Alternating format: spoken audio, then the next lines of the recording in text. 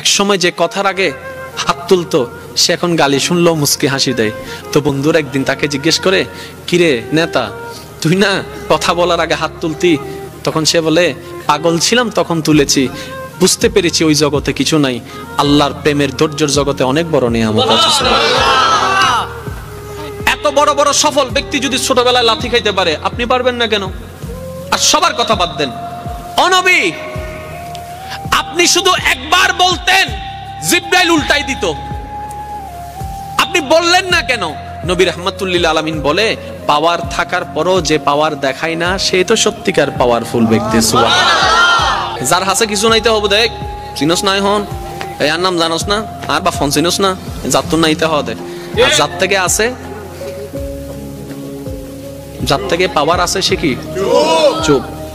যার থেকে সত্যিকার ক্ষমতা থাকে সে কখনো কথা বলে। আপনাকে গালি দিল, আপনি উল্টা গালি দিলেন, ধৈর্য ধরলেন।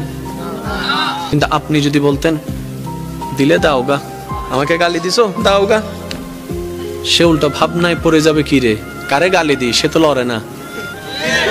সত্যি করে বলেন তো, আপনাকে কয় মিনিট গালি দিতে পারবে? একবার, দুইবার, তিনবার। গালি কখন ঝগড়া হয় জানেন?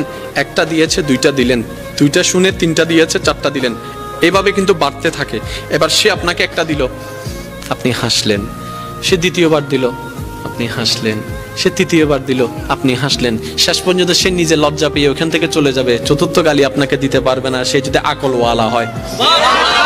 আর আপনি আমি বোকামি করি কি, এই কি হইছ তুই আরে মারি দি, মারি দনা করে পুলিশ আরো ধরিলে যার গুই তা হইলাম না, আয় তো ন দিতে দিয়ে দে, ওদের মাঝি হনে ওদের আয়, ওদের তুই চল। আমি কি বুঝাতে পারছি কথা? আফটার অল আমরা নিজেরাই নিজেদের ক্ষতি করছি।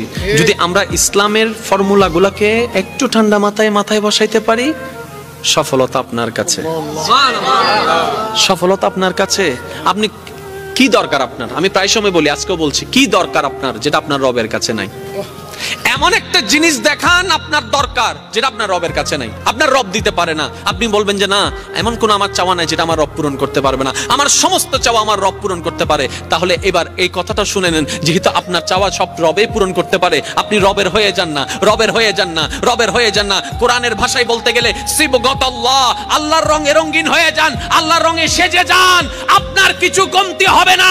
আপনি যদি পাহাড়ের গুহায় বন্দী হয়ে যান, জগৎ বলবে আমরা কেউ চিনি না তাকে, জগৎ বলবে খুঁজে পাচ্ছি না তাকে, আপনি বলবেন কাউকে পাচ্ছি না, রবে বলবে বান্দারে চিন্তা করিস না, লা তাখাফ, ভয় করিস না, ইন্নাল্লাহা মানা।